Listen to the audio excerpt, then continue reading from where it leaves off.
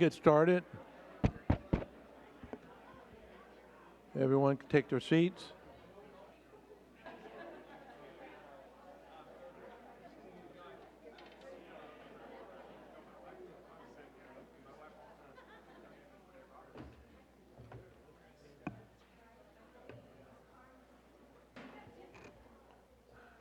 Okay, good evening. Welcome to the Elk Grove Unified School District Board of Education meeting tonight. The board did meet in closed session, and the following action was taken.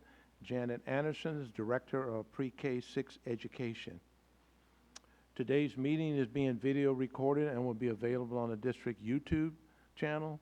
Blue cards are available at the table outside of the boardroom to my right here. If you wish to address the board, complete a card and hand a staff member at the table to my right. And make sure you indicate whether the matter is on the agenda or not on the agenda. Tonight we have the Pledge of Allegiance from Zender Ranch Elementary. I want to call on Todd and Kelly Sebastian and Michelle Murphy, the principal, and Mr. Forcina will do the honors. Thank you.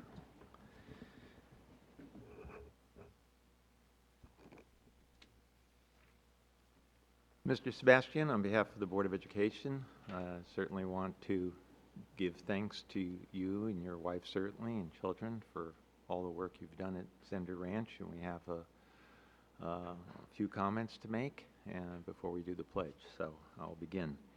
Zender Ranch Elementary School is honored to recognize Todd and Kelly Sebastian as our education partners. The Sebastians are loyal supporters of their school administration and always at the ready to give encouragement and to offer help. Their daughter Alana has been a student at Zender Ranch Elementary since kindergarten in Mrs. Hannaford's class and is currently a second grader in Mrs. Anderson's class. Every school has that mom who is sure to be at every event that the school hosts. Zender is blessed to have Kelly in that role. She attends all of our events and is always looking to give a word of positive feedback.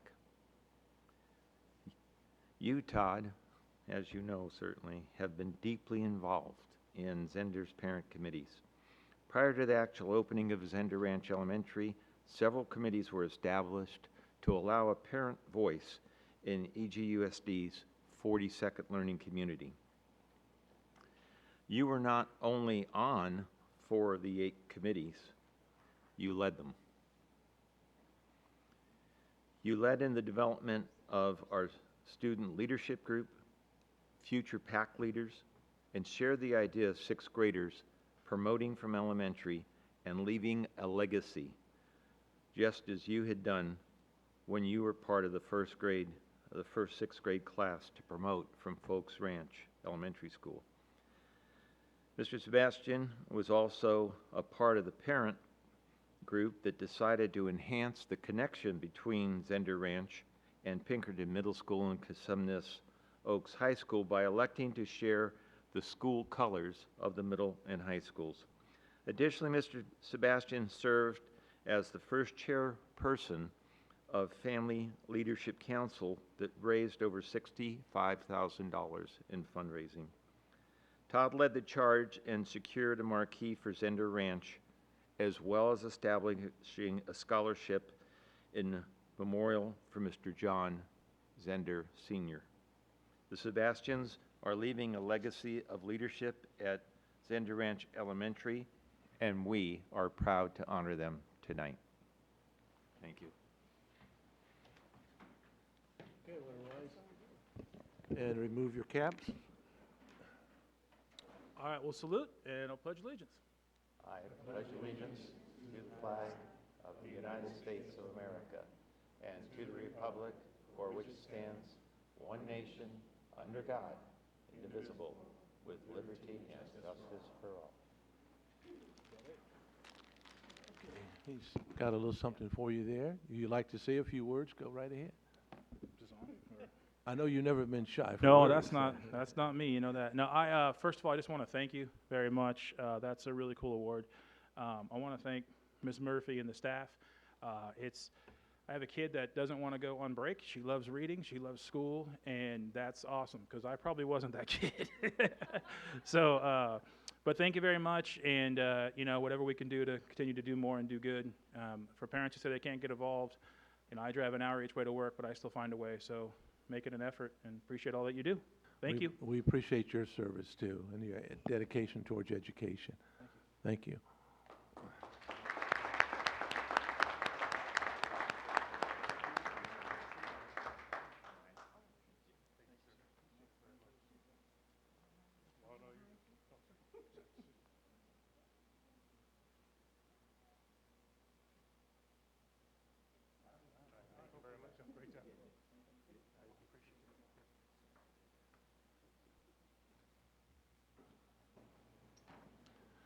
Okay, I'd like to call on Mr. Pierce on the name gymnasium building at Samuel Jackson Middle School.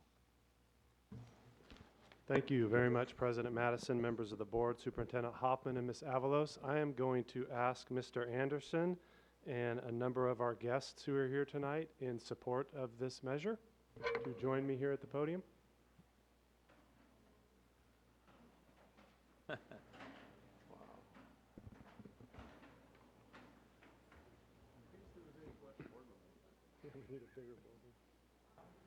Look at this. So as these folks are joining us at the podium, want to just introduce the item, and consistent with board policy and administrative regulation, community members and staff members from Samuel Jackson Middle School have requested through a petition to name the gymnasium building the Carrie Ladd Gymnasium. Administration and Elizabeth Pinkerton, who is the community advisor for school facility naming, supports the recommendation before you tonight, which is consistent with board policy and administrative regulation. Samuel Jackson Middle School has benefited from having an outstanding individual, both personally and professionally, on the faculty since its doors opened in 1991. This individual is, of course, Carrie Ladd. She was a physical education teacher at the campus for 26 years, and during those 26 years of dedication, Carrie left an indelible mark on her students, her colleagues, and administration. Sadly, Carrie has since passed away, but it can definitely be said that she continued to teach for as long as her health allowed her. I have to share with the board that the petition that was submitted to Superintendent Hoffman and myself included over 600 signatures by staff, former staff, students, former students, community members, parents, and former parents. It is the most comprehensive, heartfelt petition that I have ever received in my capacity in the naming of a school. As I thumbed through it, I was initially struck because all of our work is around students. And the comments and the quotes that students came up with, both current students and former students, it truly touched me. And I grabbed a highlighter and I started highlighting those because I said I have to share this with the board. And every quote that I continued, I highlighted and I highlighted and I highlighted, to the point that I said I can't possibly read all this to the board. But I just wanted to share that with you. She touched students, and it was very obvious. We provided the board with petitions as well. You can read those on your own time. And with that, I'd like to turn it over to Mr. Anderson. Thank you very much for having me. I'm going to be brief because I'm going to have to be brief. So I first met Carrie walking the halls of Sac State when I was a student. She was a student, and I thought I was all that at Sac State. And when I became principal at Samuel Jackson, Carrie quickly let me know that I wasn't all that, and challenged me to work hard to make the school a great place for kids to be and a great place for adults to be. And I think this showing here tonight shows the impact that she had. She was an absolutely amazing woman in every way, from running a boot camp for staff members to running lunchtime activities for students.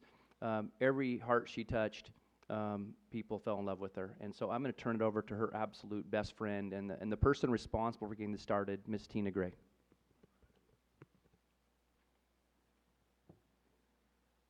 Whew. All good. Right.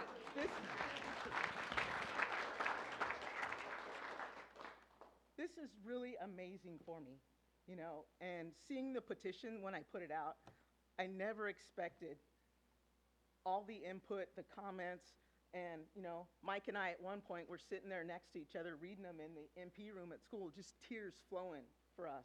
So, but I have something written out to, first of all, I would like to thank the school board and the superintendent for hearing our request, okay? I would also like to thank my Jackman community here for coming out and supporting this endeavor. Our proposal is to name the Samuel Jackman Gym the Carrie Ladd Memorial Gymnasium. I appreciate the support that I've gotten from current, former staff members and students and the community. Carrie Ladd started teaching at Jackman in 1991, and the woman who hired her, where are you, Ms. Summers? Right back there. Mrs. Summers hired her. It was her first teaching job. She believed she would be at Jackman until retirement. Unfortunately, her life ended short due to illness. She was a longtime friend of mine and many others, as you can see. I have been a witness to Carrie Ladd teaching at Jackman for 26 years. It was an honor to teach alongside her. She was an outstanding teacher, a great coworker. She helped new teachers succeed at Jackman and was an excellent supporter of our students in the Jackman community. Carrie loved teaching.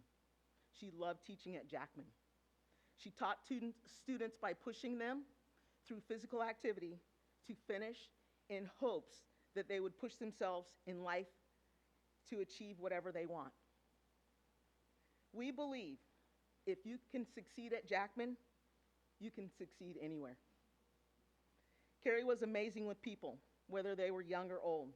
People were drawn to her. There was just something about her. She had something for everyone.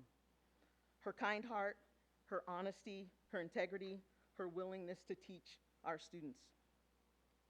She can make students, and all people for that matter, feel like they belonged. And who doesn't want to be around that? Carrie had a way of getting the best out of people. It would be an honor to have Carrie Ladd's name on the Jackman Gymnasium, a place where people always want to do their best. I hope that you will approve the naming of our gym, the Carrie Ladd Memorial Gymnasium, the heart and soul of Jackman PE. Thank you. Thank you.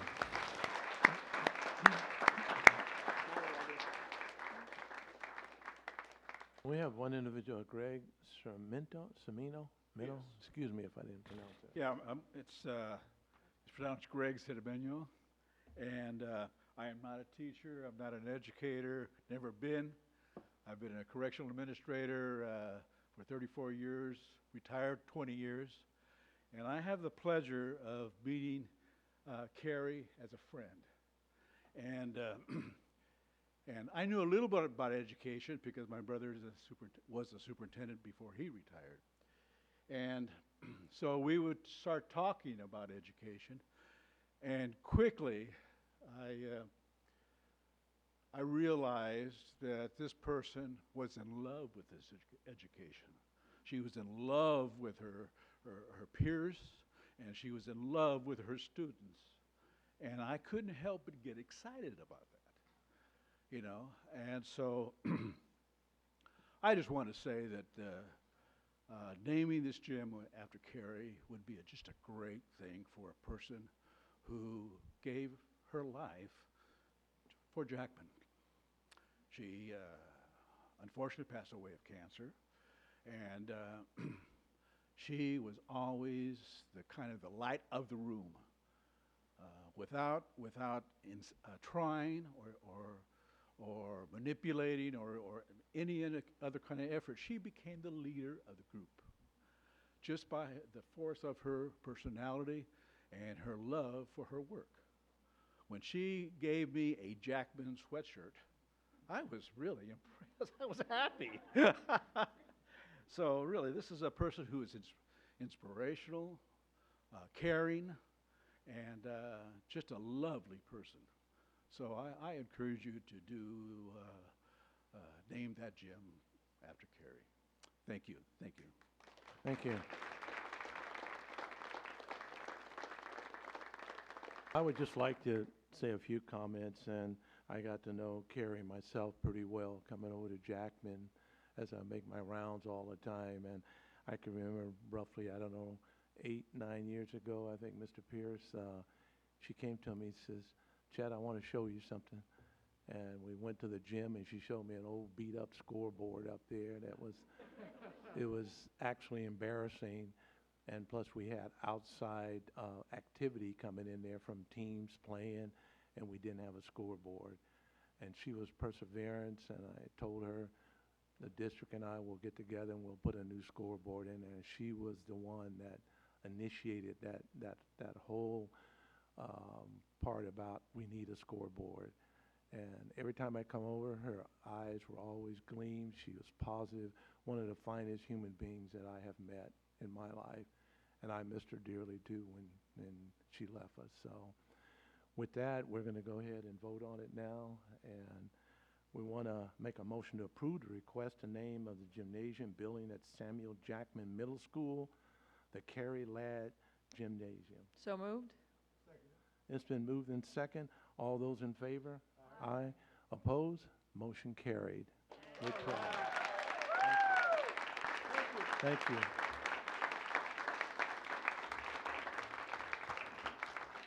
Keep her legacy going and make sure all our Jackman kids welcome this coming school year. Thank you.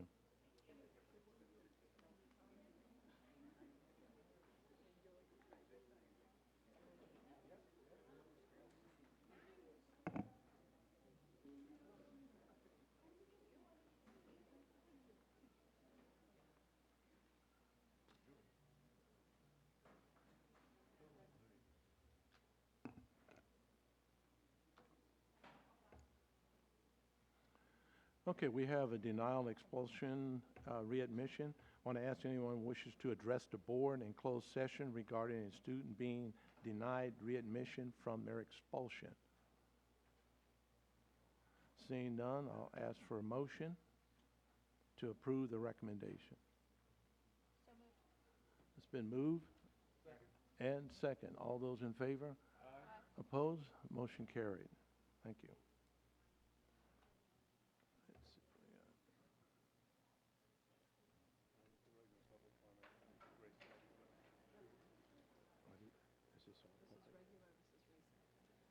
These are all public comment too.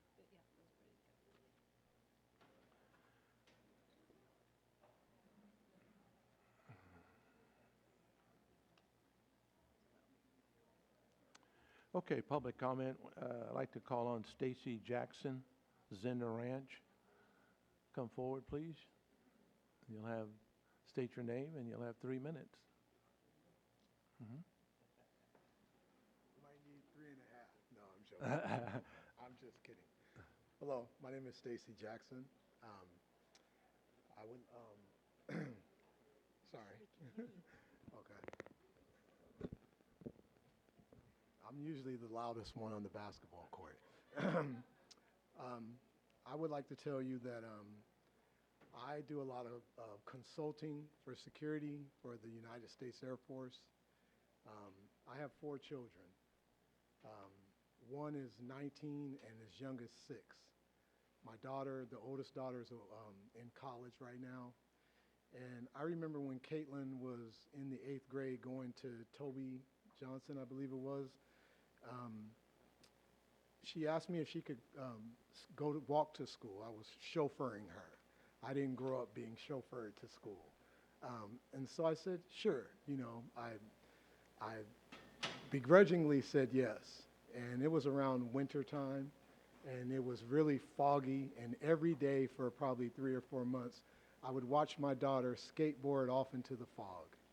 And slowly she would start to disappear. And it usually took her around 8 minutes to get to school. I would always tell people would always ask me, what was the toughest part of your day? I would say the hardest 8 minutes of my day was when I watched my daughter go off to school. 8 minutes later, she would always text me. She had a phone by then. She would always text me and say, Dad, I made it. Then I could begin my day. I now have 3 younger kids at Cinder Ranch. And one of the things I do for Travis Air Force Base is I tell them about lapses in security. I tell them constantly, and they don't like it. A lot of times you're telling military personnel that, you know, they're allowing things to happen that shouldn't happen. Every day when I go to Zinder Ranch, I'm always surprised by the fact, and even with some of the things that have been happening nationally, I'm surprised how easy it is for people to access our children, right? And when I go there every day and I watch the gates are locked, and I'm always thinking, if somebody disabled the office, everyone's trapped behind that. And I don't understand. I don't understand why we can't have a better security system, whether it be cameras or access control. I have 3 of my kids in that school. If, you know, I remember listening to George Bush one time say, the person who's doing something wrong just has to be right once. We have to be perfect, right? We have to, every day when I go to that school, it's no longer 8 minutes, it's 6 hours that I worry. Every day I walk out of Zinder Ranch, I'm nervous because I see the lapses. I know that they're doing the best they could with what they have. But the reality is when I walk out of there every day, I don't know why someone's not saying we've got to do more to prevent anyone from accessing our kids like this. So I'm just coming here today to ask you if it's possible that we could at least look at some way of, I'm telling you that chaining those fences is not the answer. You're actually helping. The answer is there's a simpler solution. There are more feasible solutions. And I think let me say this, that when I was growing up as a little boy or young man, I would always say to people, security is in layers. When I was walking down the street with me and my friends, as mischievous as we were, there were always 2 signs that we always seen. There was one that said, beware of dog, and the other said, beware of owner with the gun on it, right?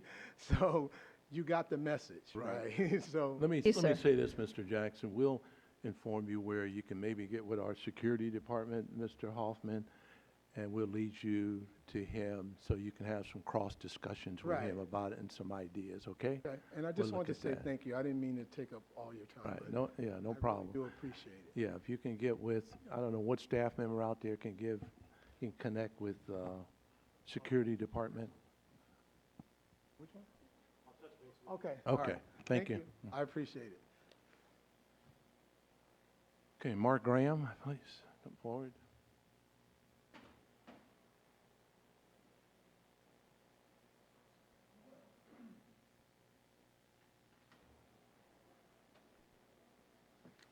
Hi, good afternoon, board members and staff. My name is Mark Graham and I live in Elk Grove. Do you want to be part of the 4G and 5G health experiment with cell antennas? On August 28th, the City Council is going to decide whether you will be. You, your employees, your staff, and your students of the school. The G in 4G or 5G stands for generation. And so the telecom companies, AT&T and Verizon and so on, have developed a way to send more data through higher frequency waves, and that's what the 5G antennas, but they work together with the 4G antennas. So AT&T applied for an amendment to the city's municipal code, the zoning code, and it's basically to grease the skids so that it'll be easy for them to get permits to install these antennas close to our homes and including in residential neighborhoods and close to schools and parks as well. The City Council is going to decide on this at the meeting on August 28th. And the real issue to be decided is how close to our homes and schools and so on the city is going to allow these things to be permitted. The reason the city should not allow them particularly close to homes and schools and parks is that they transmit electromagnetic radiation, and that long-term exposure to that radiation is actually a health hazard. And I sent you an email yesterday, board members. I trust that you got it, but some of the health effects from that electromagnetic radiation are learning and memory deficits, neurological disorders, impairment of the immune system, genetic damage, tinnitus, which is where you have ringing in the ears, headaches, insomnia, heart palpitations, and structural and functional changes of the reproductive system. Now, the federal government passed a law back in 1996, the Telecommunications Act, that says the city cannot regulate the placement, construction, or modification of a cell antenna on the basis of the environmental effects of radio frequency radiation. However, the city can still take a lot of different measures to limit the number of cell antennas that are permitted in Elk Grove. And in fact, the proposal from the staff, which the Elk Grove Planning Commission approved on July 18th, does that in 5 different ways. But anyway, it's an issue that people that care about children or care about the adults really can learn about. I'm going to leave some flyers on the table just outside the room, and it's got links to my website. If you want to make your voice known on this, either go to the council meeting on the 28th of August and speak, or send an email. And so the flyers have the name of the city clerk, Jason Lindgren, and his email address. Make your voice known. Try and keep these things away from our schools, homes, and parks. Thank you. Okay, Leila, August.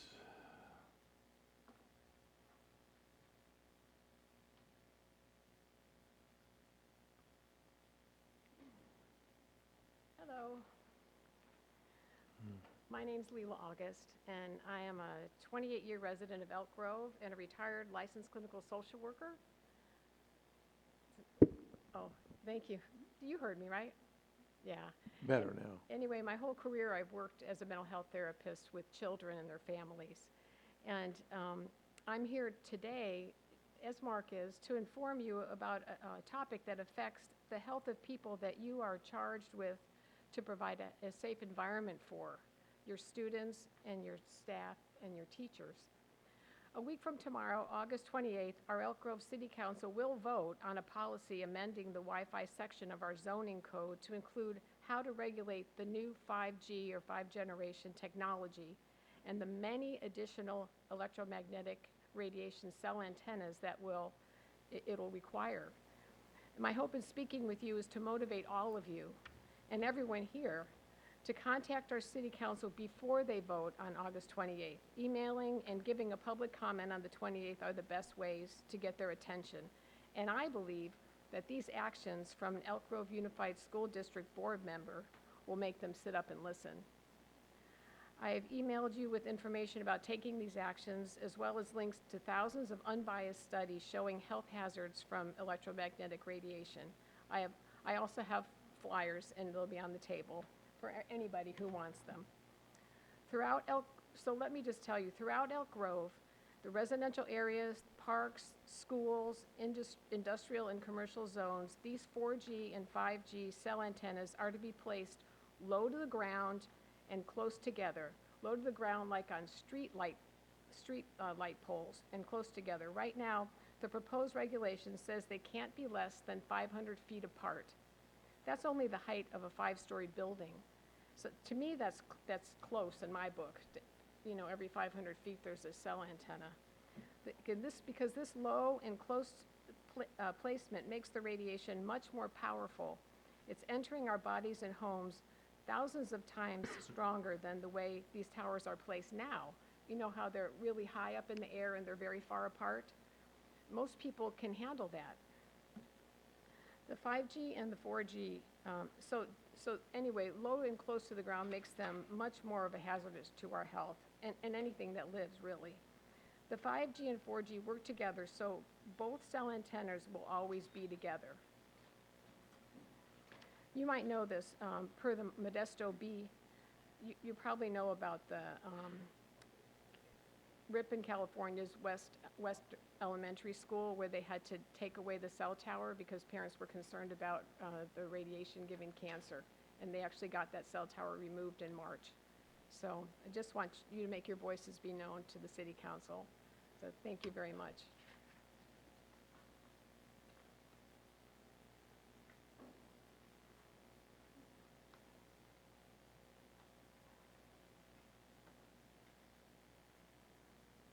Okay, Ms. Pryor?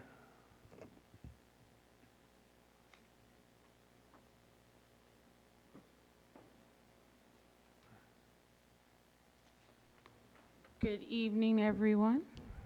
I have a couple things to talk to you about, and well, maybe one, but I did bring a book for you all to see of the Black graduation that we held, that some of you attended, and so I just wanted to share that if that's okay. Sure.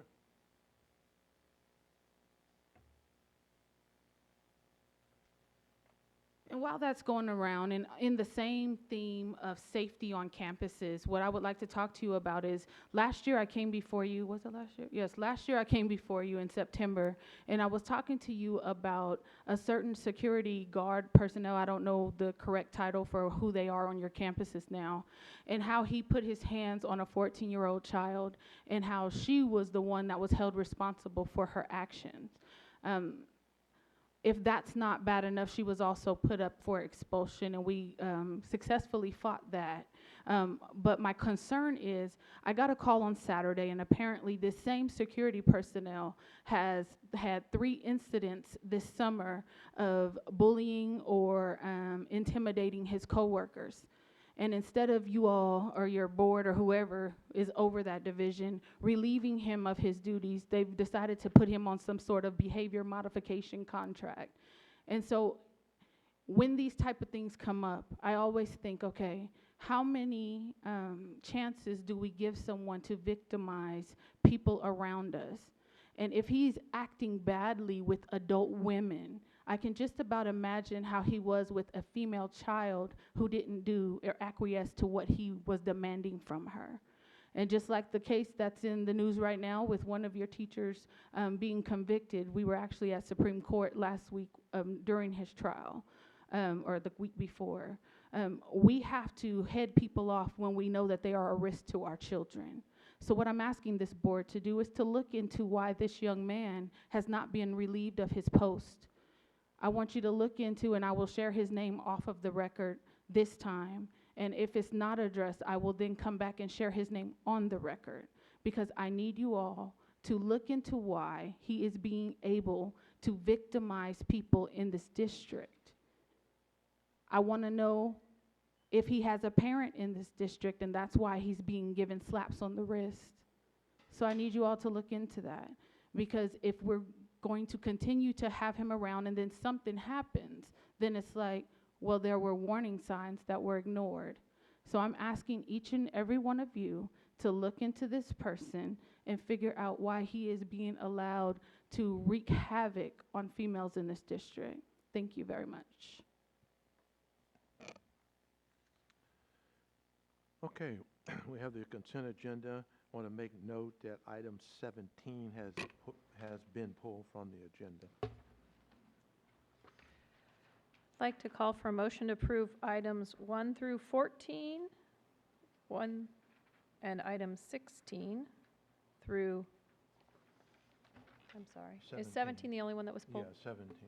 I would call for a motion to approve items 1 through 21 minus item 17. Correct. Move the consent agenda minus item 17. It's been moved in second. All those in favor? Aye. Opposed? Motion carried.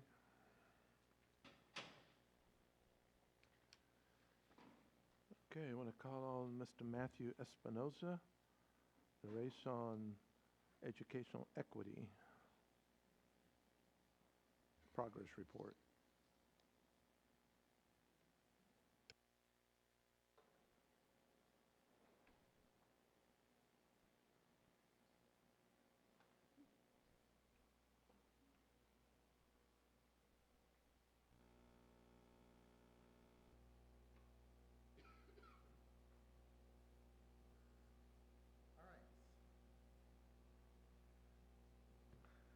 Good evening, President Madison and members of the board and Superintendent Gundry and Ms. Avalos.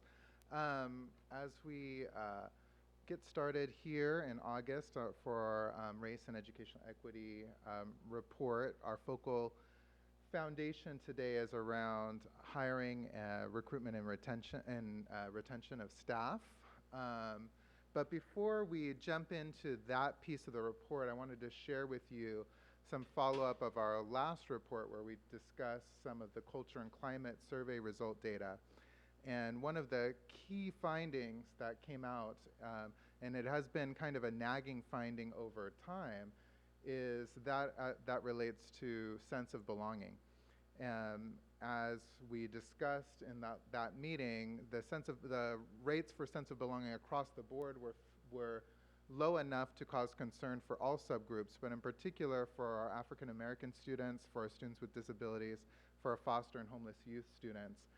It was particularly concerning, the low rates of reporting of sense of belonging. And that's, so as such, we've kind of endeavored as an Office of Educational Equity to own that as our theme for the year, and to use it and to continue to develop an understanding and approach and a focus on sense of belonging as we start to think through our action items for this current year, our work with stakeholders and with leaders and staff in the district, and as we organize professional learning throughout the year as well. So I wanted to share a definition of sense of belonging and the importance of it. This is from the Hanover Research Report that was released this year, a synthesis research, that says students' sense of belonging is the foundation of their developmental experiences and can largely be affected by their relationships with their teachers.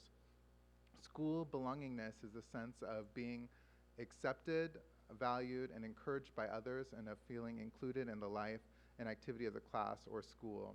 And we know that this is not exclusive to students and a student-teacher relationship. This is really the kinds of relationships that we develop adult to adult, as well as between the adults in our system and the students, and it extends to our families and our community members as well. So this being kind of a launch, and hopefully something that we can continue to develop throughout the year. Part of our work to develop a sense of belonging as it relates to recruitment, hiring, and retention is to continue to develop an equity lens in our staff, a sense of belonging amongst our staff, and also to diversify and support staff, diversification of our staff, and supporting their ability to grow and understand and take different perspectives. And so to share a few of the work, the pieces that we've been doing around that, we've invited some members of our Human Resources Division, in particular our Associate Superintendent David Riley, and one of our directors, Shelley Clark, and I'll also call out Carrie Vanderstar, one of our other directors of Human Resources, who've been important in this work. And David and Shelley are going to share a couple of the action items that happened this past year that have helped to increase diversity in our staff. Thank you, Matt. Good evening, members of the board. So tonight we are going to focus on one of several things that we're doing in an effort to enhance the diversity in our teaching staff and have a teaching staff and a staff overall that reflects the diversity of our student body. As you can imagine, and I know several of you have read the research as we have, this is a challenge, to say the least, in that the teaching preparation programs are having difficulty attracting that diversity. So we are, in addition to fostering relationships with various universities that I'll turn this over to Shelley Clark in just a moment. She has done a phenomenal job in establishing those relationships with our local universities. We're looking at ways to look at our existing employees and to create opportunities for them to get certificated jobs in our district and get out in front of our children. Our classified staff, I've presented demographics to you all in the past. Our classified staff is more diverse than our certificated staff. Research always shows, as we look at what are the challenges that teaching preparation programs have in attracting, there can be a number of obstacles that challenge people for pursuing a career in education. So we're looking at ways to help people overcome those challenges. So tonight's focus is going to be the classified to certificated pipeline, and to highlight the work that we've done in human resources, that Shelley Clark has done in collaboration with Audrey, our grant writer. She has been a phenomenal resource in pursuing grants that create opportunities for our current classified staff to become certificated. So at this point, I'll turn it over to Shelley. So just want to draw your attention to, we'll just briefly kind of review our classified employee grant that we are now in our 3rd year of the grant and our final year of the grant. Just highlights, we were taking 20 classified employees from a classified position through a certificated position. So this year they're embarking in their final semesters, which is their student teaching or / intern part of the program, where when they graduate in May, they'll graduate with a dual credential, both in mild, moderate for special education and multiple subject. So they'll have a K-12 possibilities for us in terms of what they can provide for us. Additionally, they have agreed to partner with us for at least a minimum of 3 years after the grant ends. Just want to highlight 10 of those 20 candidates are in current intern positions fulfilling special education needs in our district right now, and another 6 of the 20 are remaining in their paraeducator positions, and we've partnered with the university and CSEA to allow them to, in their paraeducator position, simultaneously meet their needs for student teaching on the campus, so they're able to stay in a paid status, which is typical challenge that bridges folks from that classified world over to the certificated world. So we're going to be yielding 20 special education and multiple subject teachers this May from that program. So I want to thank you all because you've been very supportive in that work. It has been, the grant itself has only covered 40%, and the district has been extremely generous, covering the other 60%. These students have paid nothing to attend. We've covered books and everything, so quite amazing. But I now want to kind of draw your attention, if you look to the next slide, thanks again to Audrey Russick, helped co-create a concept around a grant. We wrote 2 grants and successfully received them. One was a capacity for residency program grant. That was for $50,000, and we're in the midst of utilizing those dollars to build the foundation of our residency grant, which was a $2.5 million grant that we received. Very excited about that. So we're in our building our foundation year. What is a residency? Well, a residency program is quite different than a traditional pathway and fairly novel in California. We're not, and actually nationally. But of all the traditional pathways, research shows that it has much more proven benefits that create sustained capacity and growth beyond their graduation. So in a residency program, you work very closely with the university, so it's a partnership between the district and the university throughout the entire program. And so it'll be a blended approach. So students actually will be receiving instruction from our district personnel and UOP. That is our partner that we partner with Project Reach. In Project Reach, it's a 3-year program where students actually the program itself is 1 year, but we're doing this for 3 consecutive years where we're taking 20 candidates and we're again targeting our classified employees. As David was sharing, our classified employees are known quantities. We know they already work for us. We know that they believe in our schools, and they usually live and work in our community. I mean, they live in our community as well. So with this program, they'll be earning a dual mild, moderate, and a moderate to severe teaching credentials. So that gives them grand capacity in our most needy areas, and also a master's degree with an emphasis on special education. It's a 12-month program. We're going to target those classified employees and our certificated teachers. And part of the grant, we will cover $20,000 of the tuition every year.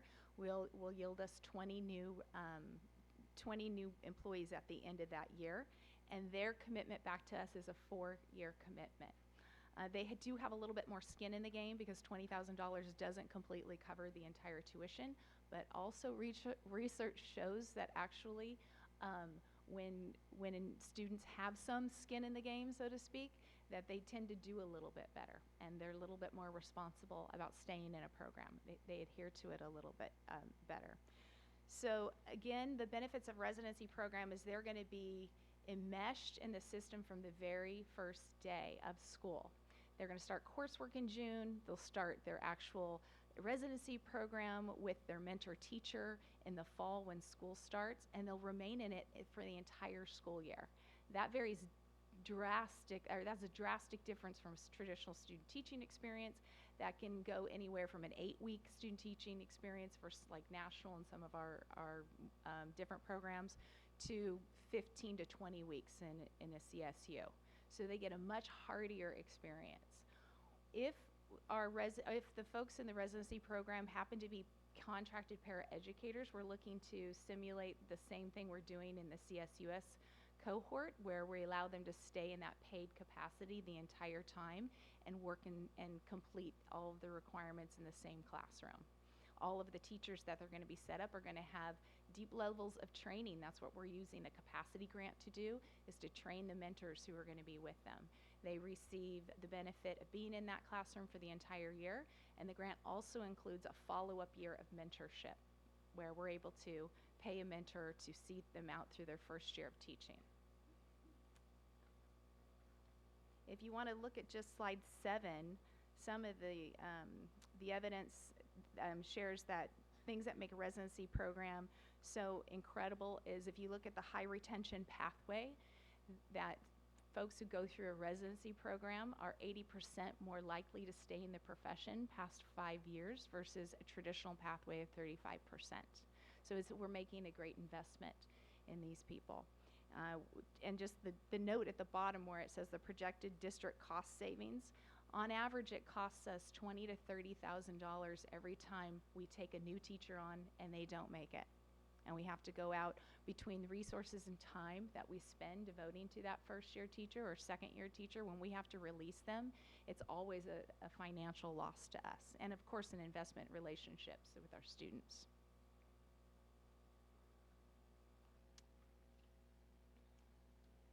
So if I could just add a few more. I think you can see here, one of the reasons why we gravitated towards this approach is we will be cultivating future teachers from a more diverse pool, and you can see that we're doing it in the context of the area of our highest need, which is special education. So through this effort, we're really hitting 2 interests, 2 goals simultaneously. So that pays dividends for us. So tonight's focus has been this classified to certificated pipeline and our efforts there. We continue. I've been before. We've presented to you all before our efforts in our recruitment events and choosing geographical areas to travel. If you recall, in 2016, we went to the Bay Area to recruit, and we were able to recruit a rather diverse workforce in that effort.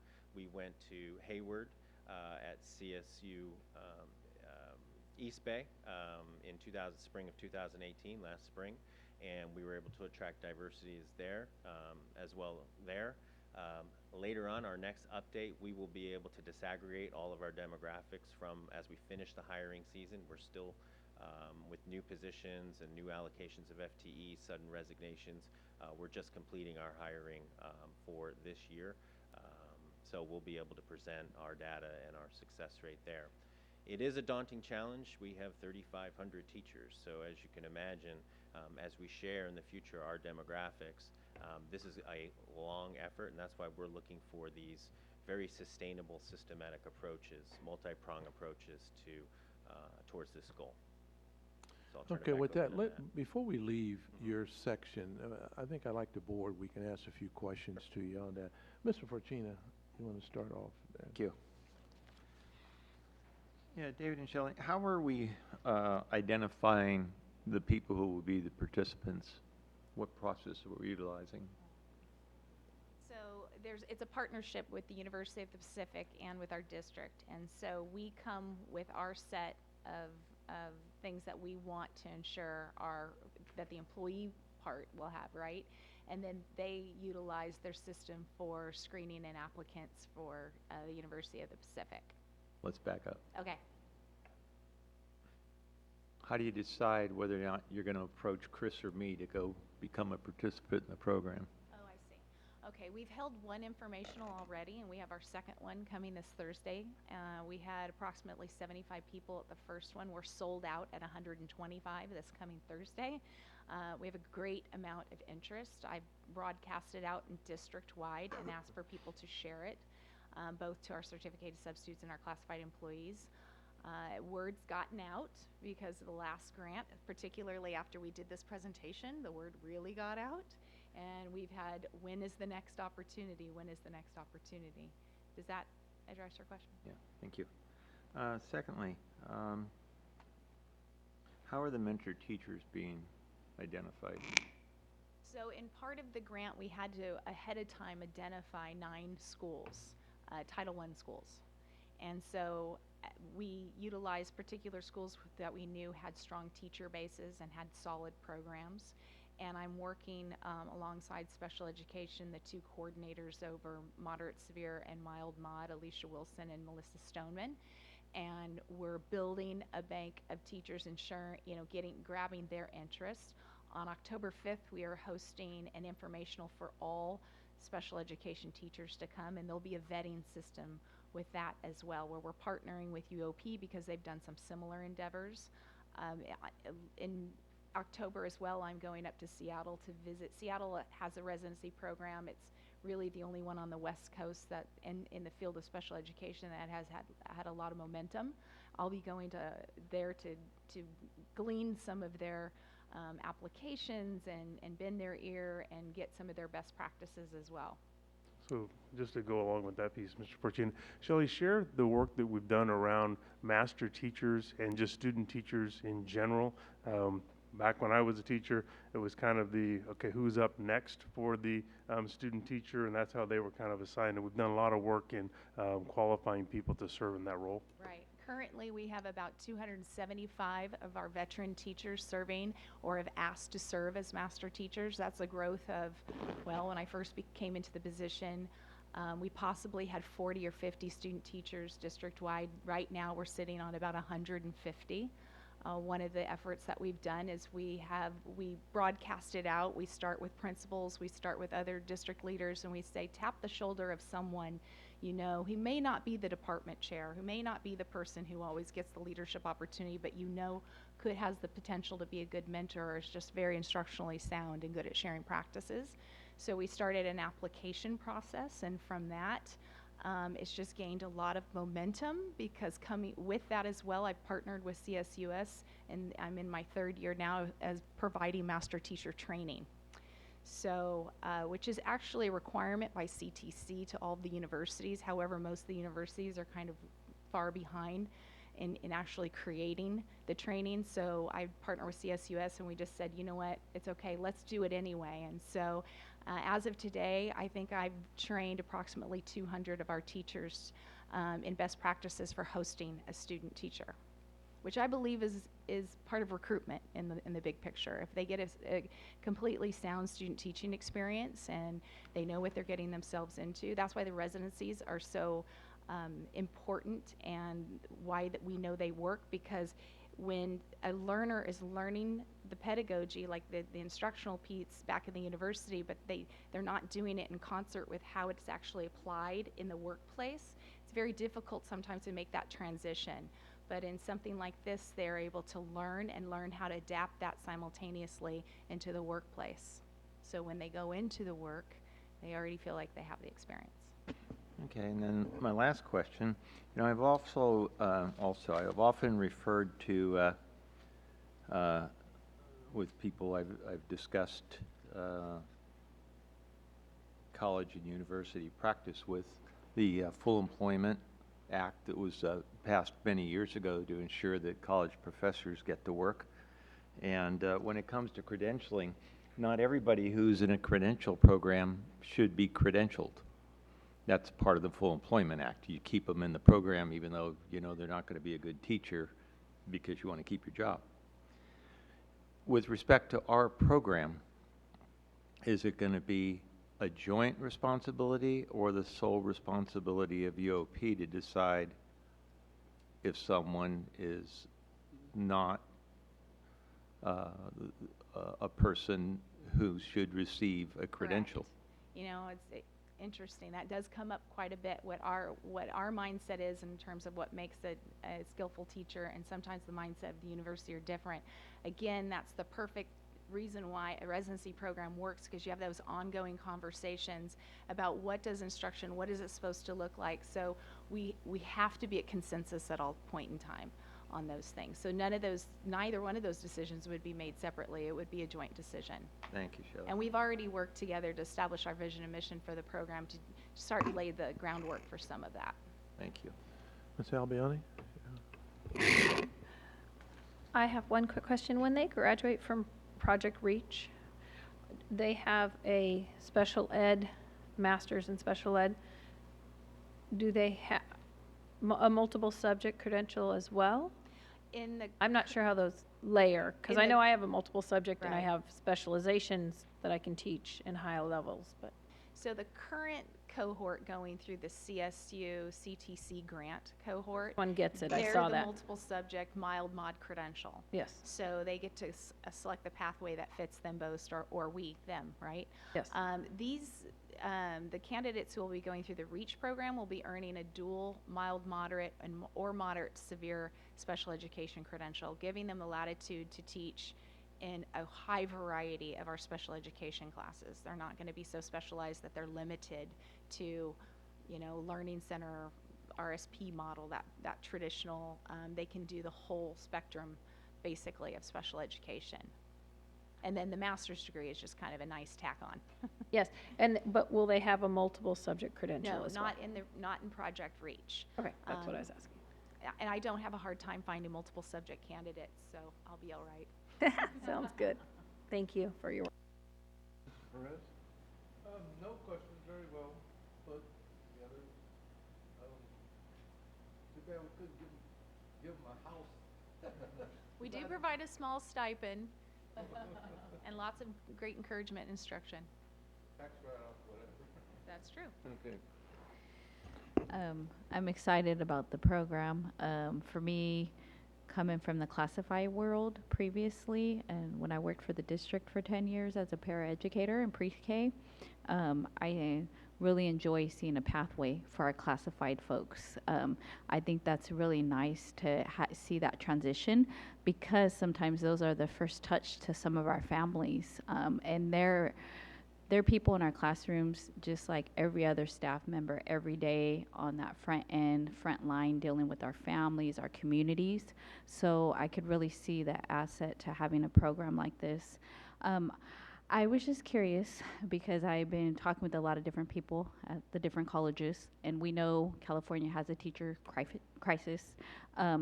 Will be a shortage coming up in the next few years, the projections of things and the way things are laying out for education.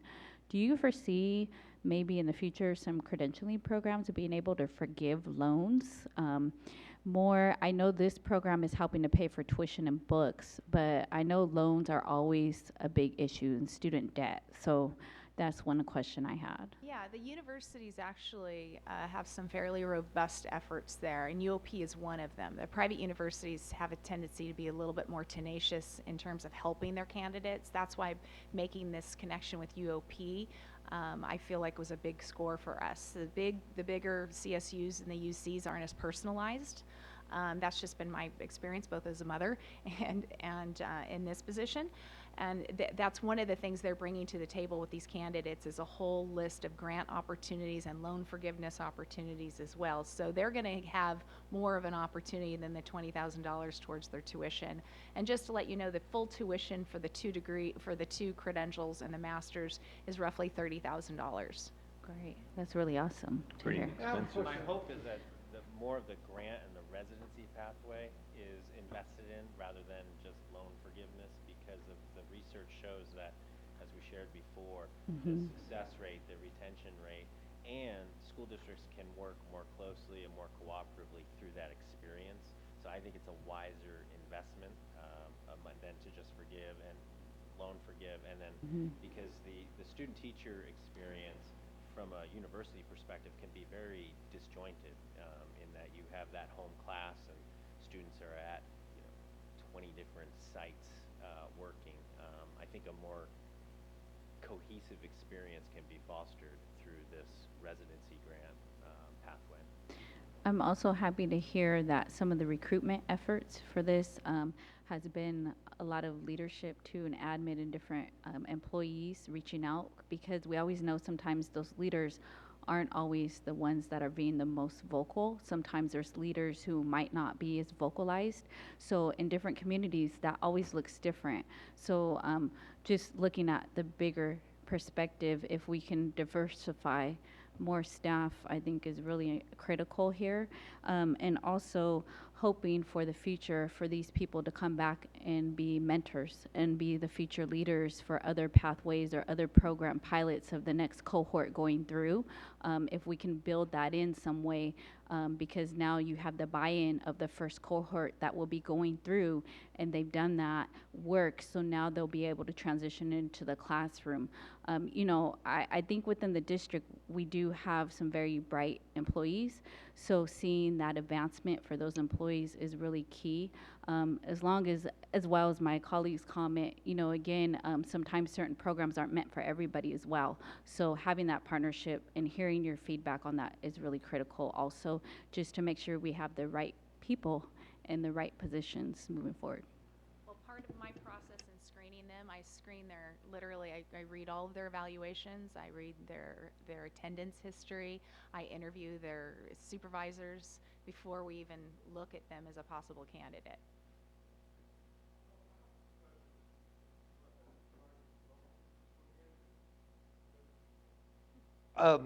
At one time, they did have a loan forgiveness program. If you received a certain loan and you went to a Title I school, they deducted maybe 10% per year or whatever.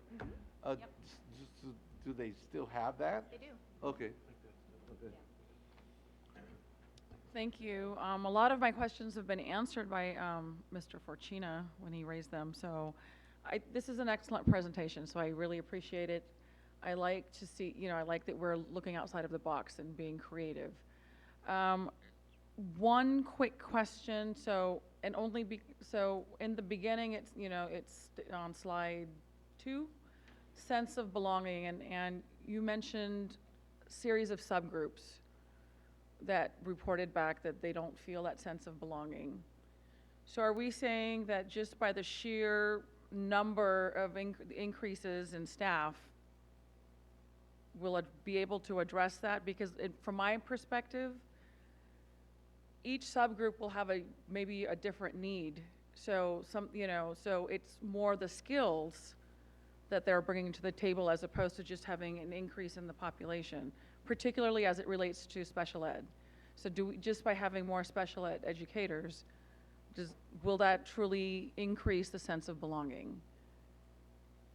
I'll share, first of all, that to really increase the sense of belonging, it's a whole, it's the reason that we're introducing it as the theme for the year is because it really requires action and a lens across all 6 of our equity foundations, and this being one of them. One of the things that I think is really special about this program, especially as it relates to our students with disabilities, is that we are recruiting folks who already have been working with these students, want to continue to work with these students, have already developed relationships with these students as classified staff in our schools. They understand our diversity and our makeup and the needs of their students really well, even before entering this program. And that is a really unique situation compared to many of our other teachers that are recruited directly out of university, for example, and haven't, or coming out of the community, outside of the community to work in our district. This is a very different kind of buy-in in terms of really being foundational, the relationships to develop sense of belonging. They already have that investment and that capacity for developing relationships. And we've already seen, as part of the screening, we know that these folks are already capable of doing that with our students with disabilities in particular. And so, in that sense, it's a really, really powerful program to meet a need where in one of the areas that we are having the hardest time filling positions. Yeah, for sure. Well, I'm excited to see how this develops and grows. I'm very optimistic of the results, so keep up the great work. Thank you. Yeah, I just want to, go ahead. If I could just emphasize that, you know, whereas the first cohort of 20, that first grant is underway, and, you know, we're kind of reporting the 60 applicants that we're going to be looking for, we haven't selected yet. So if you or members in the audience, you know someone who would be ideal for this program, please direct their attention to our website and come to the informational. This is a work that has not yet begun, so everyone can join in and be part of that selection process. Yeah, I'm just happy that we are thinking outside a little bit now and excited about this program. 'Cause clearly, what we're getting constantly just from the universities is just not there. And this is something that I'm excited about it, and hopefully as the months and the years pass, we can have something that's more reflective of our district on that. So with that, we'll continue on. Did you have, Mr.? Oh, I thought I saw you. With that, we'll continue with your part of the presentation. All right. Thank you. Thank you. All right, so as we begin to lay out our plan for the rest of the year, I think you've received communication of a couple of proposed schedule timelines, and so we'll be finalizing the schedule in terms of the topics or focus foundations for each of the programs, and making those public and available as we get set for the rest of the school year. I wanted to share just a few of the metrics that relate to recruitment, hiring, and development and retention. One way that we're trying to measure progress in this area is to check to see the extent to which staff feels capability for development and ongoing development and constructive growth throughout the district. And overall, our results have been fairly strong across the board, with folks feeling like they not only have opportunities for growth, but that their skill sets are being utilized. And so that's one way that we're continuing to monitor our work. The other piece that is actually part of and was included in the LCAP addendum, and this is a state measure that we're leveraging, and we're building into our system to make sure that we're reviewing it annually from now on, as it's a new state measure, and that is around educator equity and the access for students who are qualify for free and reduced lunch or considered coming from low-income backgrounds, as well as for what they call minority students, which are students of color, to have access to both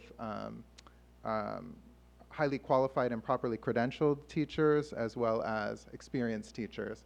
And so in order to measure that, we actually took for each of those criterion, first for students qualifying for free and reduced lunch, and then for minority or students of color, all of the schools across the district, and put them in order from the highest percentage to the lowest percentage of students in that category, and created 4 quartiles just to see if we can kind of see across those 4 different groups if there's any significant difference. The state is trying to make sure that we don't have a much higher percentage of inexperienced teachers or students teachers teaching outside their credential in our schools. Are those quartile 1 schools, or the schools with the highest percentage of low income or minority students.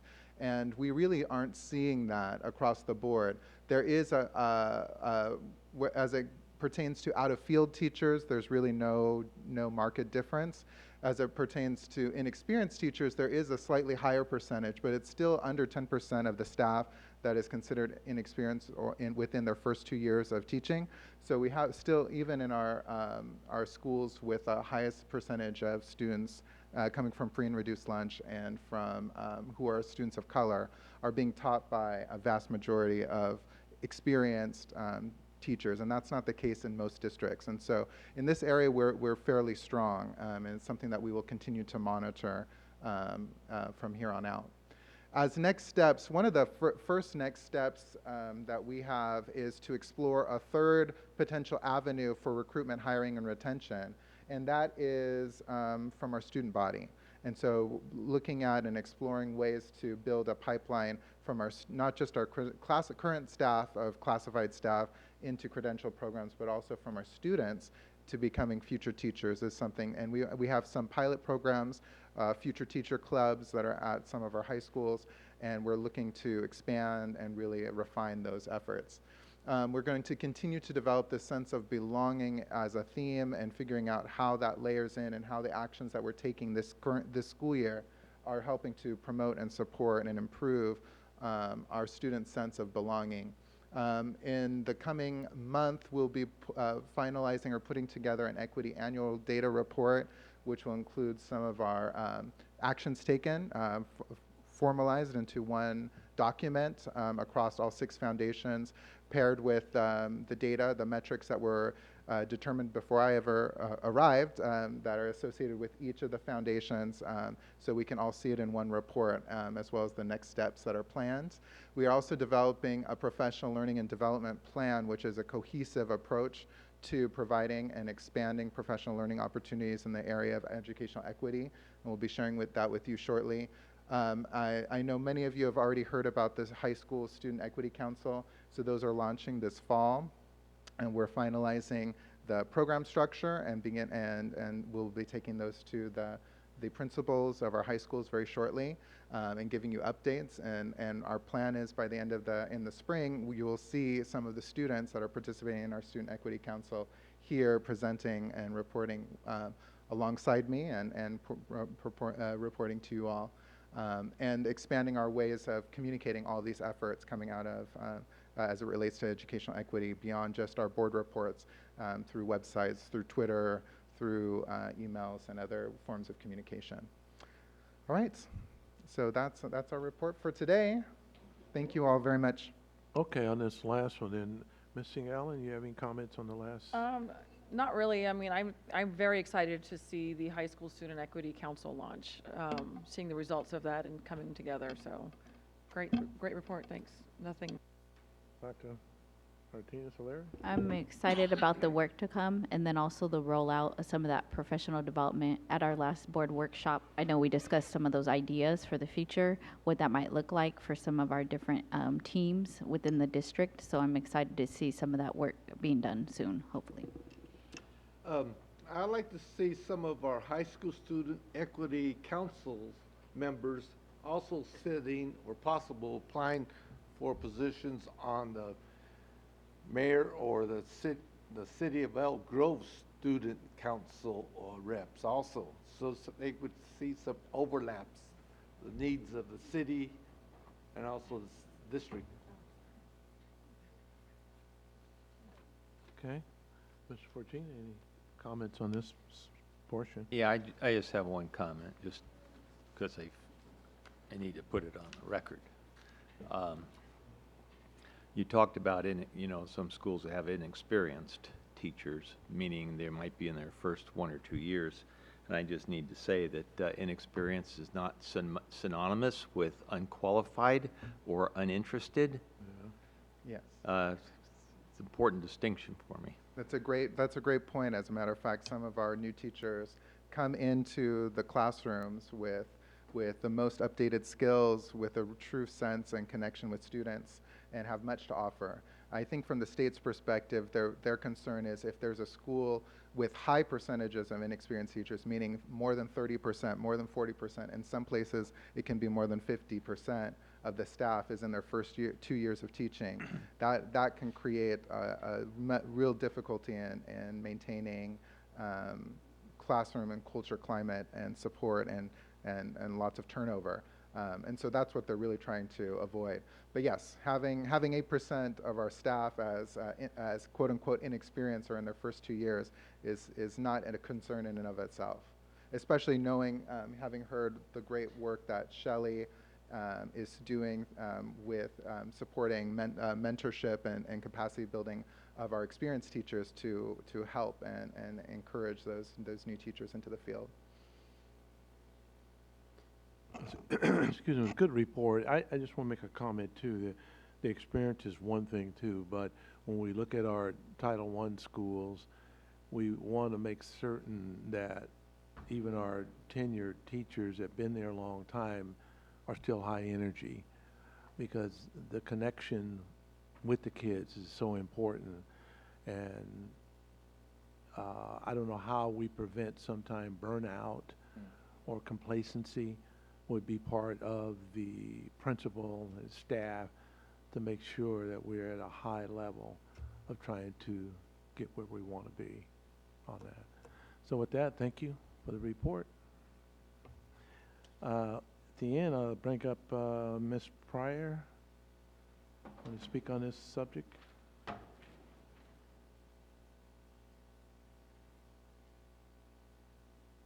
I think Ms. St. Allen asked my question about how REACH was going to impact belongingness right now.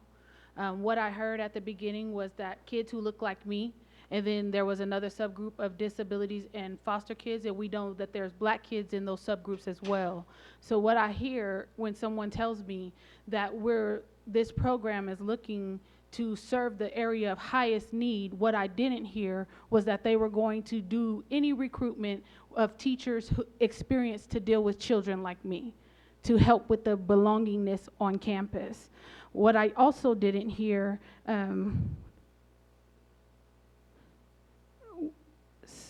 any movement on the discipline practices. So when we first started talking about this equity report, I remember being over at Sheldon High School, and I remember the issues going on with black students. And for some reason, every time I sit in on an equity report, there's this big fat elephant sitting on the side of the room, and nobody is addressing it. Elk Grove has a problem serving black students. And I understand everybody tells me, oh, well, we can't just focus on black students. Well, nobody says that when we're doing things and getting grants for LGBT students, which they're entitled to. I want your grant department to start looking for grants that are going to help students who look like me, that are having mental health issues on your campuses, and they don't have the counselors that look like them to go in and talk to. I want to see movement on the discipline practices. How are we going to make those more equitable for kids who look like me? There's still a huge suspension and expulsion rate that nobody is talking about. Our kids are more likely to not have black teachers until they reach the secondary level. Then they are not encouraged to take AP classes. And when they are in AP and honors classes, they don't stay because they don't feel like they belong in there either. So what are we doing to specifically help black students feel like they belong on your campuses? This is what I need to see. Like, I love the program. Please don't get me wrong and don't misinterpret what I'm saying.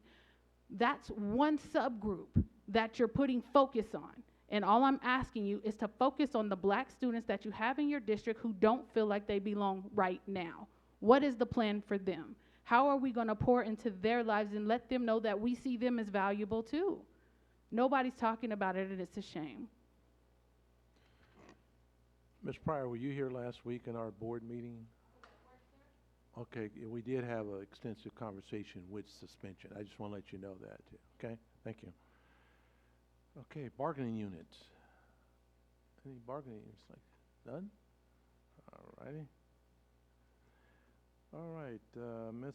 Bindi Agriwal and Craig Murray come up on the Catapult incident reporting system that's coming out. It has come out.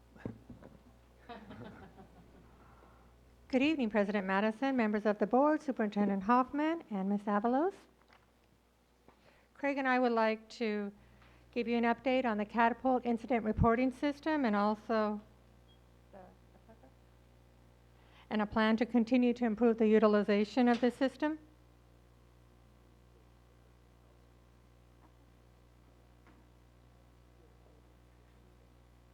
All right. So we put this system into action in March of 2019, so we're about 3 months in. Thank you. It provides our students and our staff and our families an opportunity to report an incident anonymously or maybe not anonymously. The categories they can report an incident in are bullying, damage or harm to school or property, discrimination or harassment, and harm to self or others.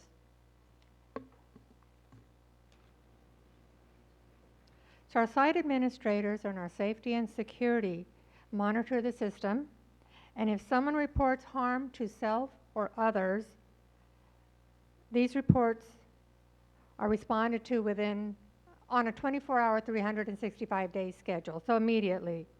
Site administrators review the reports daily, and if a report is not cleared, then we, our elementary and our secondary directors, get a notice, and we immediately follow up on that. We review this data with our district staff, our principals, and our PARS group. PARS group, the partners accountable and responsible for student success. And we're always looking for ways to improve the system. I've talked about some improvement, but the way we get this information out is we do newsletters, assemblies, back to school night, posters, our website. And again, we share this information with the board, our principals, our leadership support, LSLT leadership support, learning support leadership team. Okay, and I wanted to give you a snapshot of what an elementary report looks like. So we've got 3 schools listed there, Limebach, West, and Jackson. So Limebach had 2 incidents in that 3-month span, and West had 4, and Jackson had 2. And of those 2 for Limebach, 1 was under bullying and 1 was under discrimination or harassment. Irene Rest, 4, 2 under bullying and 2 under harm to self or others. So please note that there could be 10 people reporting 1 incident, but it's 1 incident, and there'll be 10 entries for that. And let's take a look at some middle and high school. So thank you. So you can see that with larger schools, older students, there are more incidents that are reported in our middle schools and high schools.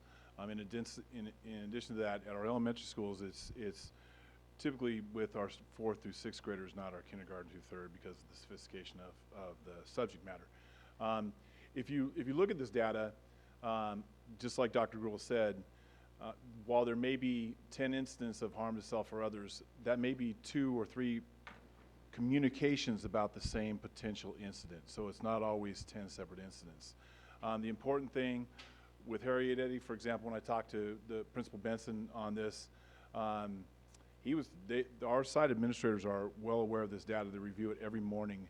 He made note that on the harm to self or others, that by the time they get it in the morning, oftentimes it's already been cleared by our safety and security team.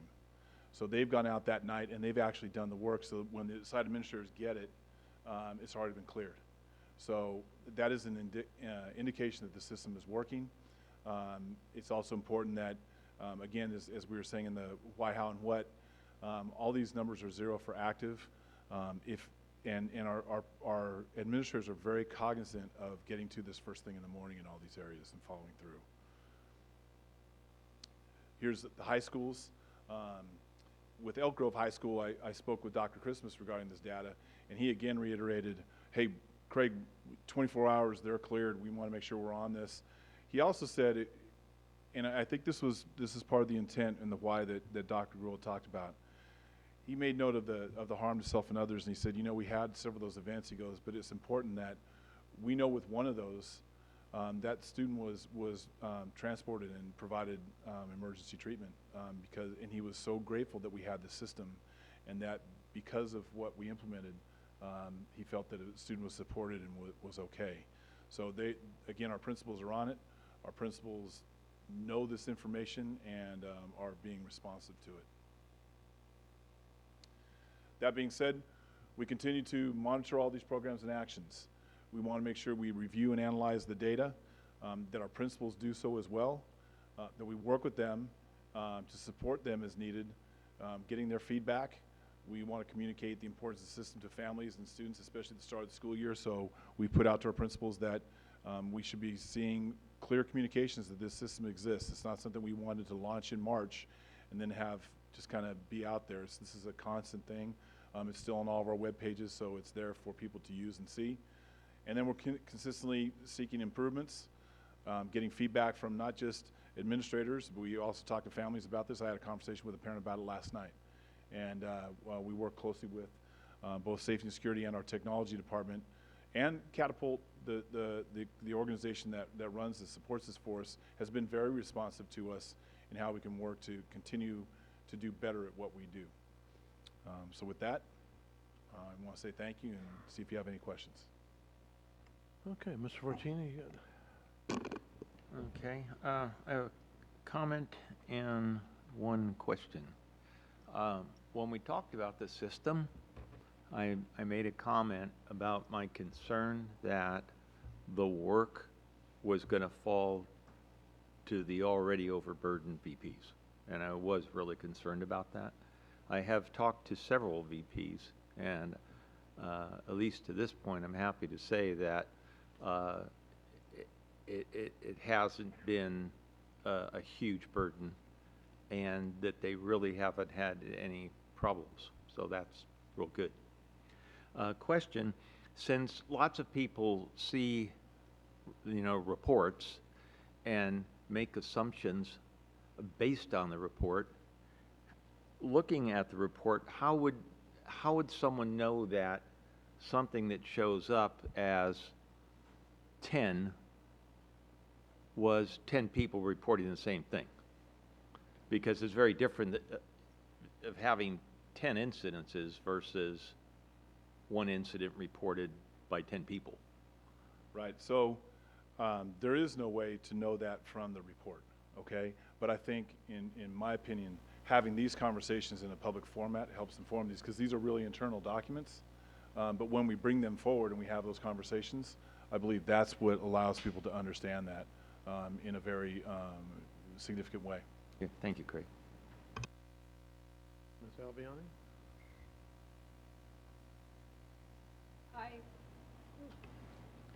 I was just quickly looking up again, and I think we've done an excellent job on our websites where report an incident is at the top of the banner at both elementary and high schools.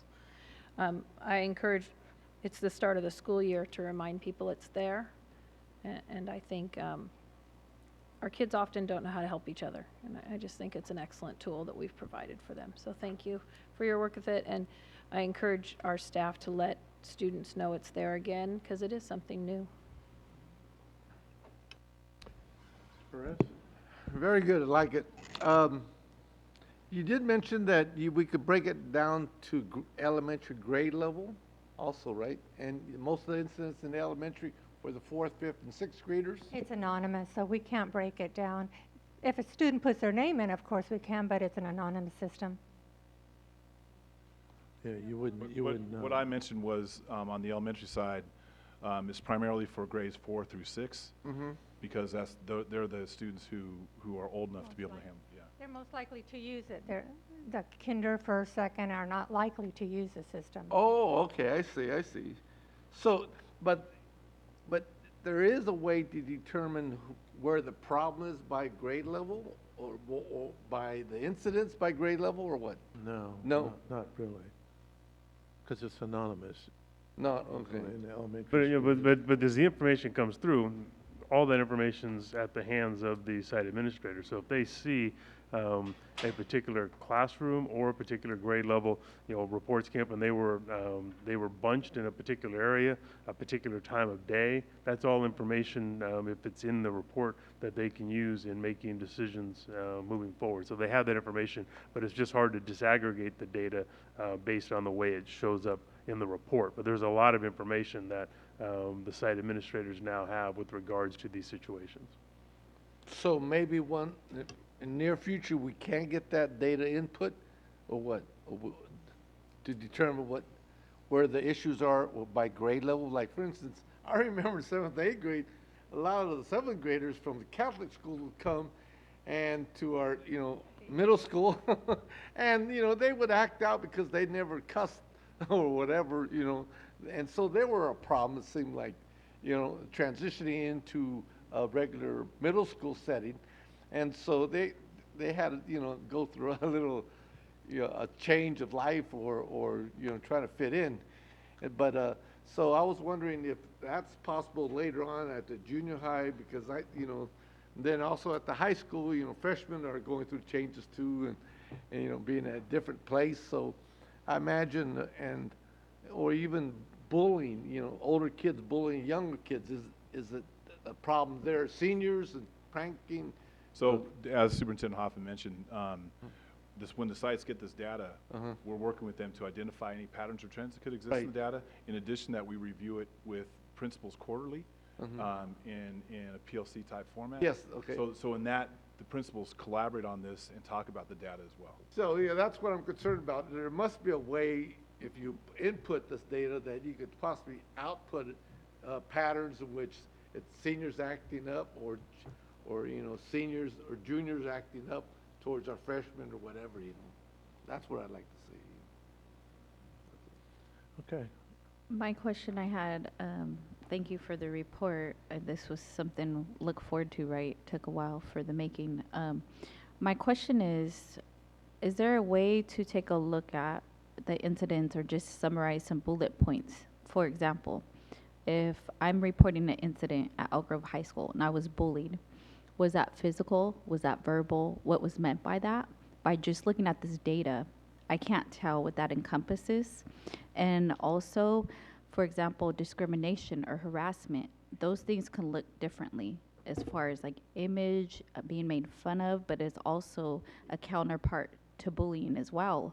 So for me, and then my other question leads to, I know it's been reported and it's been addressed within that 24-hour reporting system, but nowhere is it identifying how it was addressed, just general answers, because I don't need to tie the student to the incident.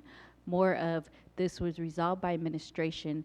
They went out and did X, Y, and Z for training, for their staff or additional training for the students at assembly, just so I'm aware of what is being solution orientated and focused regarding this reporting system.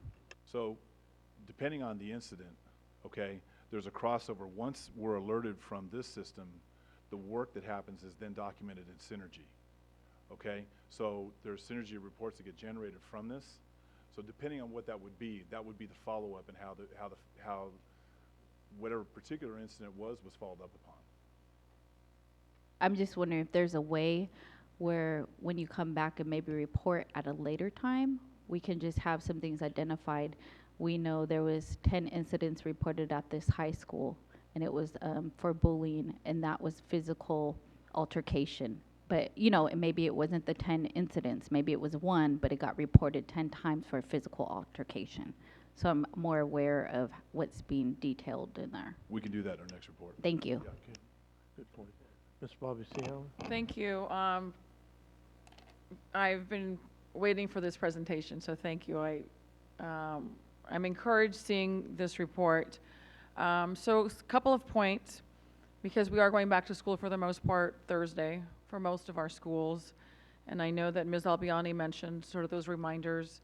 I'm very interested in making sure that our families, because they are a component of this, that our families are aware and our students, so whatever multiple modes of communication, but back to school night is ripe for all of these things, because the whole premise behind having this was to help, was to provide a safe environment so that incidents that took place, what really is the precipitous of this, of what we learned from Elk Grove High School doesn't happen again, because we know that those kinds of things probably existed elsewhere.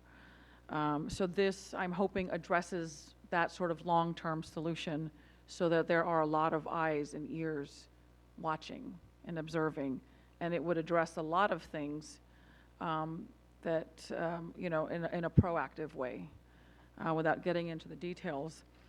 In the next report, I would really love to see a snapshot of all of the schools as opposed to just 2 to 3 elementary, just to, are there some schools that have higher incidence? I'd like to know that, because what's happening there then? As a way of narrowing, perhaps, is it just random? Or is it actually maybe, if we're seeing over and over? We have it? Yeah. Oh, okay, I'm sorry, then I missed that, so I will make sure that I read that. I did not get that. Of course, I was gone out of state for a while, so I apologize. But that data is important. So mainly the themes that come out of there, if we do see those schools that have higher, what do we plan on doing? So if it's just, you know, isolated as for this 3 months, but I'm sure when we have data, you start to see trends. Yeah. So really looking at those trends to proactively address them. Bottom line for me, why this is important, is it working? Is it helping? Because that's really what is behind my decision of why I supported this, was to help our students. So I think that for me, the page number 4, I really like what I'm seeing here. I'm seeing a timeline of who's paying attention, and the timeline of how we're addressing the issues when they come up and the feedback. So I'm encouraged to see item number 4, because I think it really shows that we have a very clear defined process. So I'm very happy to see that. I think other than that, I don't have any other questions, because the other data I'm looking for, apparently I got it when I wasn't here, so I will make sure that I read that. I don't think I have anything else, but I think that this is important work. Going back to the school year, what I'm going to be looking forward to seeing is not only seeing the trends of maybe decrease, because we're proactively addressing. The whole idea of going back to that earlier presentation of sense of belonging, we'll perhaps be able to see maybe some of the root causes and be able to draw those connections. So very encouraged, and I hope to see a more positive culture and climate, and this being one component of the many other things that we're doing. So thank you. Okay, as stated by the board, and we're all excited about it. It came out, we wanted this back in, I guess, March when we first came out with it. I just want to emphasize Dr. Martinez-O'Leary's comments about a little more identification and specifics a little bit with, you know, bullying, a different physical, or was it social media. All of it can be very detrimental to a child. And if we can see what direction those kinds of bullying are heading towards us, because we get a lot of it, and what schools, we're not asking the individual student, but to see where some of our real problems are on that. But with that, I think it's a good report, and I think we're heading in the right direction on it. Thank you.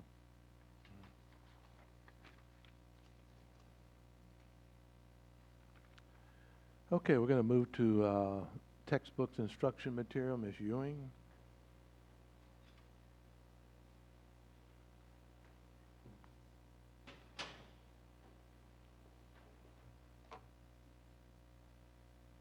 Good evening, President Madison, members of the Board of Education, Superintendent Hoffman, and Ms. Avalos. As a requirement of the Williams legislation and Education Code 60119, the Board of Education shall hold a public hearing during the first 8 weeks of instruction and make a determination through a resolution as to whether each student in each school has sufficient textbooks or instructional materials in all core areas, which include English language arts, English language development, mathematics, history, social science, and science, and that they are aligned with the content standards and consistent with our state framework curriculum cycles. The Education Code also requires us to make a written determination that every student enrolled in world languages and health also have sufficient textbooks and instructional materials, and that students enrolled in lab science classes have sufficient laboratory science equipment. This resolution certifies that each student in the Elk Grove Unified School District does have textbooks and instructional materials consistent with these guidelines. I would now like to request that the Board of Education open the public hearing, and I will bring this resolution back to the next board meeting on September 3rd as an action item. Okay, I want to call for a public hearing to receive the comments regarding the pupil textbooks and instructional material. Seeing none, I'll close the public hearing and announce that this item will be presented to the board for approval at the September 3rd, 2019 board meeting. Thank you. Thank you. Mr. Dave Riley, consideration on the public notice of National Union and Health Care Workers initial proposal to the district regarding collective bargaining. President Madison, members of the board, Pursuant to Government Code Section 3547, the following are stipulated for negotiations between the bargaining unit and the district. The union's initial proposal is officially presented at a public meeting of the governing board for public notice, and a public hearing is conducted to receive public input regarding the union's initial proposal. National Union Health Workers' initial proposal is attached. It is recommended that after the closure of the public hearing, the board take action to accept NUHW's initial proposal. Okay, I want to call for a public hearing. Okay, seeing none, we'll call for a motion to accept NUHW's initial proposal. It's moved by Ms. Albiani and second by Dr. Martinez-Leary. All those in favor? Aye. Opposed? Motion carried. And you're up again for the consideration of public notice, Elk Grove Unified School District, initial proposal for the National Union of Healthcare Workers regarding collective bargaining. Yes, hello again. Pursuant to Government Code Section 3547, the following are stipulated for negotiations between a bargaining unit and the district. The district's initial proposal is officially presented at a public meeting of the governing board for public notice, and a public hearing is conducted to receive public input regarding the district's initial proposal. Elk Grove Unified School District's initial proposal is attached. It is recommended that after the closure of the public hearing, the board take action to approve the district's initial proposal to NUHW. Okay, I want to call for a public hearing to receive the public input regarding the district proposal. Seeing one, I'll close the public hearing and call for a motion to approve the district's initial proposal to NUHW. It's moved in second. All those in favor? Aye. Opposed?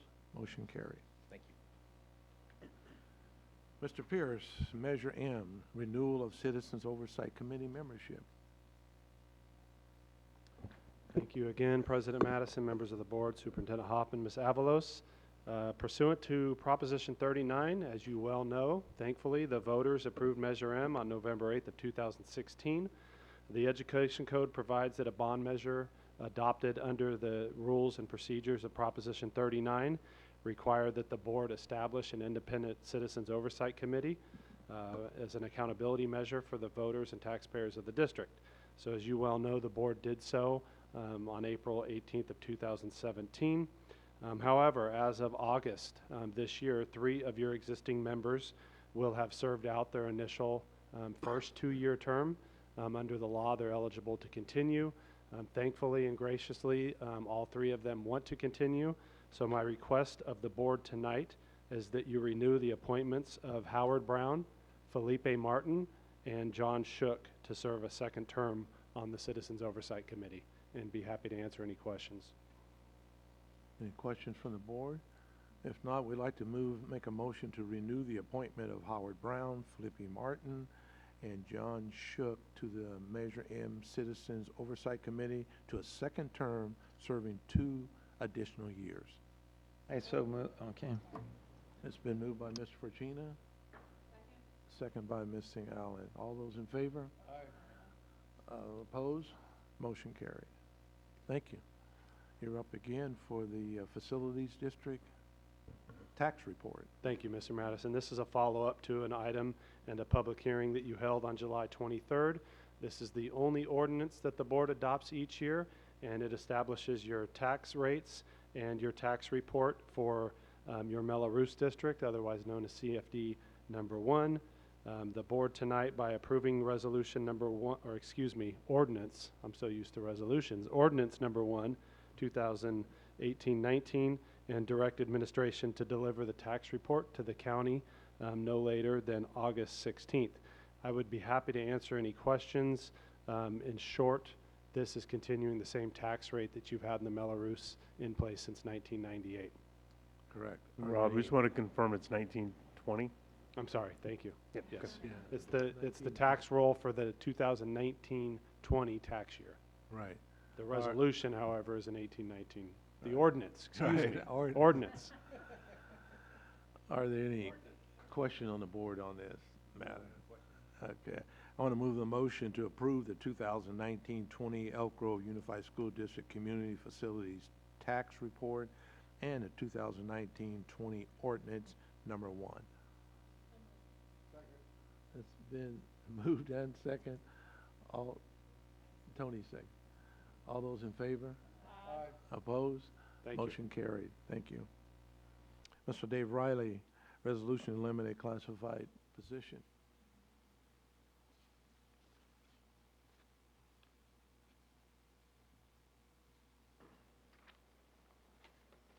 Hello again. President Madison, members of the board. The board is asked to adopt the attached resolution to eliminate a classified position due to a lack of work, lack of funds pursuant to Education Code Sections 45114, 45298, 45308, and 45117. Just as a side note, no employee will be impacted as this position is currently vacant. Okay, I'll call for a motion to adopt a resolution 10 authorizing the governing board to eliminate a classified position. Move to adopt Resolution 10. Ms. Fortuna?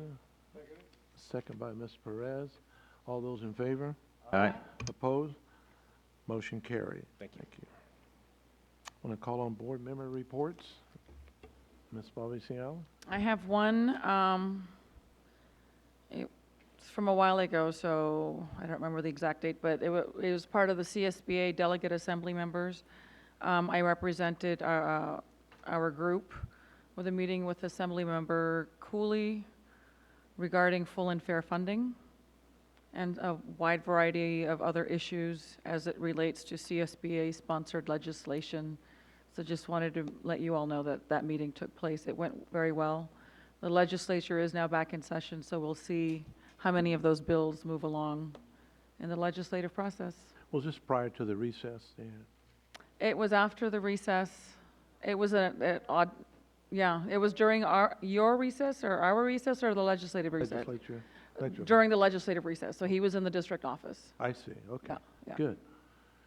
Okay, Dr. Martinez-Soler? Okay. Mr. Perez? No report.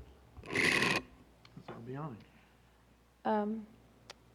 Ms. Charis Espinoza and I spent 6 hours at a CSBA equity meeting on Saturday, and we are looking at the second year of our cohort. They've brought in another cohort of another 20 school board members, so we are in year 2 and have both committed to doing that. And an exciting part of that will be we will have 2 days of our instructors' time to bring here to our district.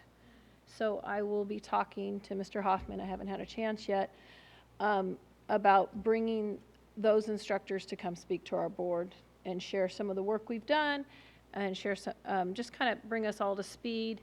We as a district are on the forefront of this in many ways. And so we bring a different perspective, and at times there's been a lot of reinforcement and learning and a lot of good things to come to it, but this gives us a chance to have a way to talk to someone about where we can go next. And I spoke to Mr. Espinoza tonight about meeting with him as well when they come. So I'm excited about that in the future and appreciate that chance CSBA has given us. Sounds good. Thank you. Mr. Fortuna? What's that? No committee right now. Okay. Mr. Hoffman? Okay. All right. Other items on the floor? Okay, with that, we'll adjourn the meeting at 1950 hours. Thank you.